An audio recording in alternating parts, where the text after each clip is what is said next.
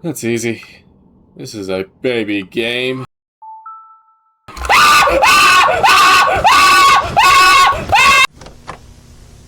This is Pony Factory, a short PS1-era inspired horror game by David Szymanski. If that name doesn't sound familiar to you, it should.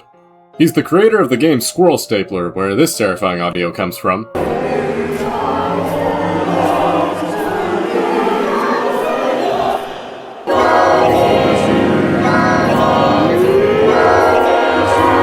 And this other little project known as Iron Lung. You know the movie that Market Fire recently made that challenged the standards of filmmaking? Yeah, he's the guy who made the lore in the game. With that track record, quality is all but guaranteed. I found this game while scrolling the Steam Horsefest sale. A sale that only existed because it's the year of the horse, and But is there anything you secretly geek out about? I watched My Little Pony. You're a brony. Yep. Oh my god. yeah, that. I'm never going to escape these animals, am I? Most items available were just ranch sims or horse-adjacent games. There were even some My Little Pony games and fan games in there, which looked interesting. However, this one stood out against the bright colors and family-friendly nature of the rest. As soon as I saw this game and its creator, I instantly knew I had to make a video covering it. That thing? So let's get started! I bid each and every one of you sinners a warm welcome to the Pony Factory.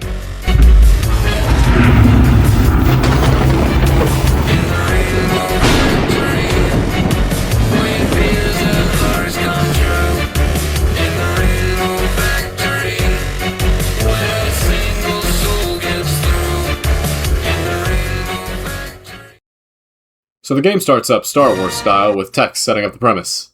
Winston arrived at a solution to the moral decay of his town. He called out to Hell in a secret candlelit room one evening, and Hell answered him.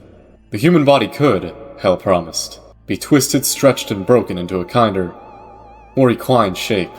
The human heart molded into something less human. Winston's town, now filled with the cruel and ignorant, could instead be filled with magic ponies. If he could provide a factory in which to make them, Winston thought they could be beautiful, gentle, and good. Hell had other plans. I walked through the store and Scary stuff. But what's even scarier is the realization that yes, the game does look like this. I hope you enjoyed the Andy Griffin Show. There's not much to this area, besides a lore note I missed. Notice to all employees, review your timetable at the end of each Friday as shifts may change or be redistributed from week to week. A staff turnover may vary significantly as sinners are identified and corralled. This first area mostly acts as a way to set up tension, but honestly, if I had looked down and saw that ammo counter, I would have stopped being such a pansy and just found my Second Amendment right. Which we end up doing in the very next room! Well, kinda. It's technically just a bolt gun, but like... Come on, it's a gun. It's a normal gun. It shoots bullets, goes real fast, it's a gun. I feel like you could just achieve that with a normal gun. That's right, this game just went from PT to Resident Evil real fast. Sorry, but I already ride a steel horse.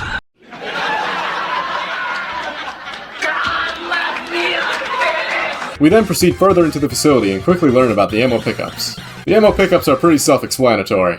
You can find them on top of barrels, shelves, or even on the ground, and they give you half your ammo cap back. They're not hard to miss even with this game's graphics. Moving forward, we make our way through...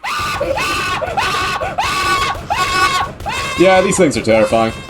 They run like Die Machine Plague Dogs, and they hit for 20 health a pop. However, once you find out their counter is the S key, you'll go most one-on-one fights not taking any damage. It still takes getting halfway through the game to get used to them, though. But after terror comes the comedy of this game, as we then run into such obstacles as the Liquid Lightning spell, which damages you on contact and has R&D frantically working on a mop capable of cleaning it.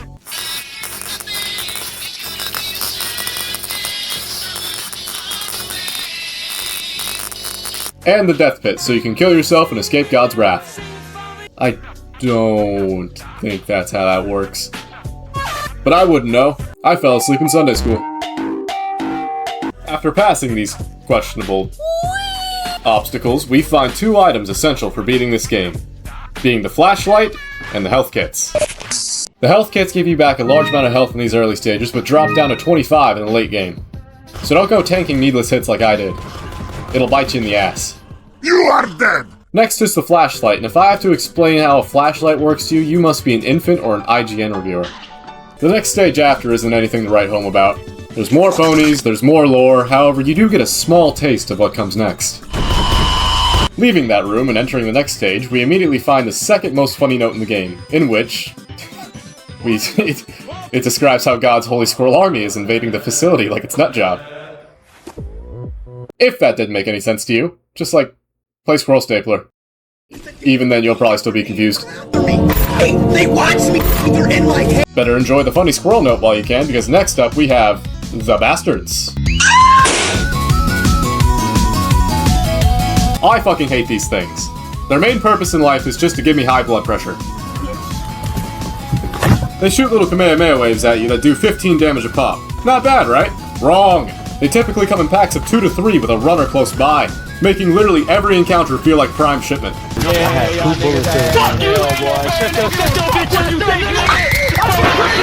Besides them, though, there isn't much else here besides the lore notes, which contain instructions that I thought were going to be important. 4 hooves and a skull to the pony maker, 4 hooves to the glue maker, 1 skull to the incinerator. It's as easy as drinking to forget.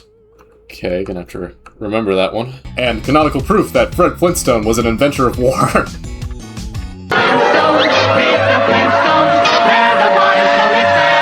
Oh, also, this great pony headline will be important later. Just put that in your back pocket. After finding those notes and continuing the struggle that is me versus the bipedal horse skeletons, we make our way into the inner facility.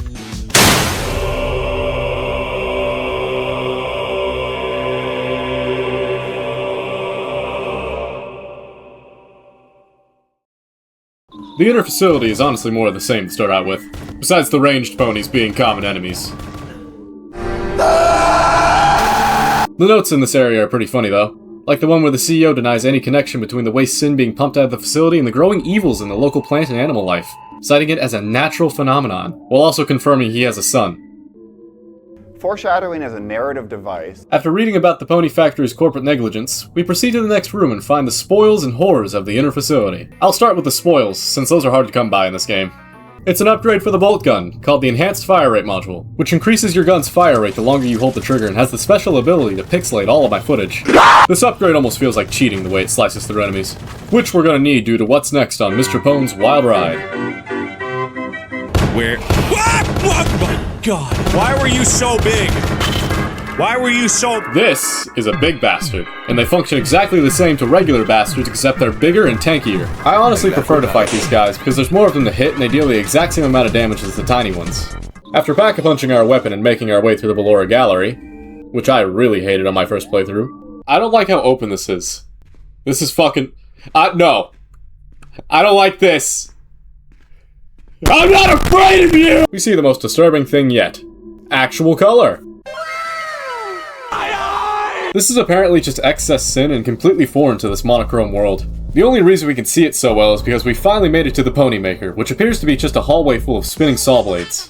Which we have to walk through, because of course we do. What we seek lies at the center after all. While inside the horse manufacturer, we find the funniest note in the game, in which the CEO is killed and decides to write down his own screams like he's a Discord roleplayer. What have I done? The ponies! They've all gone mad! This is not magical friendship energy from the depths of hell itself at all! It is pure sin from the depths of hell itself! Twisted to resemble wonders and whimsy! How could hell betray me like this? Oh no! They're coming! No! No! Ah! Ah! Signed, Winston, the CEO. After finding that note, we find the source of this factory's power and production. The elements of HarmingMe. Shut the fuck up, you cunt! So we decide to steal this hellish artifact and make a beeline for the exit, which is back the way we came. We have to play the whole game in reverse with more enemies littering the hallways. And I had only 15 health on my playthrough. There's more health kits scattered around, but I didn't know that until my 12th attempt. Fast forward to whenever I... Okie dokie. That's horseshit!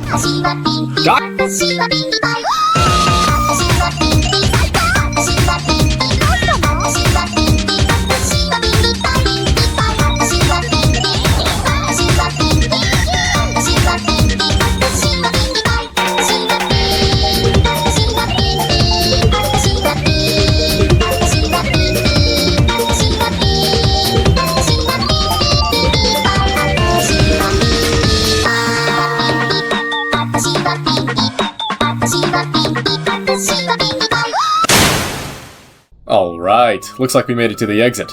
This room is new and quite large, but I'm sure it's fine. Time to leave this place and to never come back. Oh my god! Remember that great pony skull I spoke about earlier? Yeah, this is him. He's a combination of all three enemy types that we've faced thus far, having both melee and ranged attacks as well as being tankier than Dave Blunt's. He's the perfect final boss for a small game like this, and I think it's about time we turn him into glue.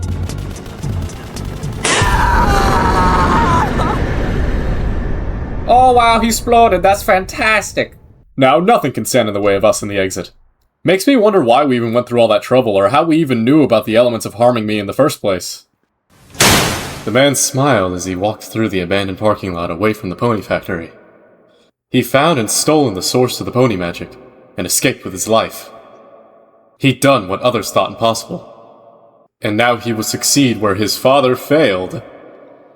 With the power of hell at his fingertips, he would create his own pony army, far larger and greater. All he needed were victims to transform, and a factory in which to do it.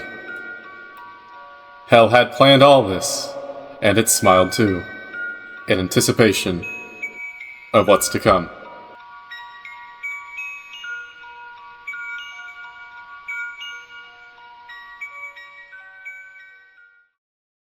Oh! Okay, yeah, that makes sense. That explains a lot. That's right, it turns out the entire time we were playing as the CEO's son trying to steal the elements from his dad's doomed factory so he can make a pony factory of his own. Not sure how that's gonna work out for you, but whatever. You do you, fam. In conclusion, this game's pretty fun. It's an obvious spoof on that old My Little Pony creepypasta called The Rainbow Factory, and somehow balances horror and humor perfectly. It's a short experience that doesn't overstay its welcome, and it has the price tag to match.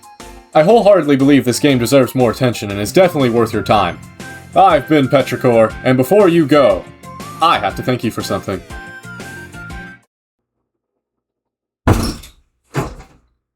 $50 subs! Hi. Hello. No, this is not a face reveal. That doesn't come for a very, very long time. That's what the mask is! But I just wanted to thank you guys a little more personally for 50 subscribers. No, I started this channel as a shit post to go along with my friends' channels, but then I figured out I actually kind of like doing this. I even broke my chair for a bit. Oh, and just a friendly reminder, we are talking about the My Little Pony fan comic, are you crazy?! Shit! I don't know if you can really see, like, where it broke very well, but, like, right around these ridges. I'm sorry if, I look physically not what you were expecting. Oh no, he's...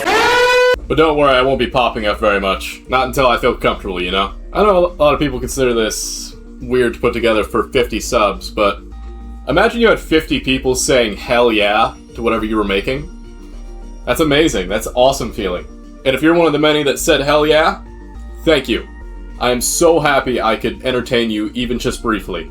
Anyways, with all the lovey-dovey shit out of the way, I don't know what video this is gonna go over. I'm sure future editing Petrichor will tell you. And I hope you enjoy, and you know, here's to 100, 1,000, 10K, maybe 100,000 someday.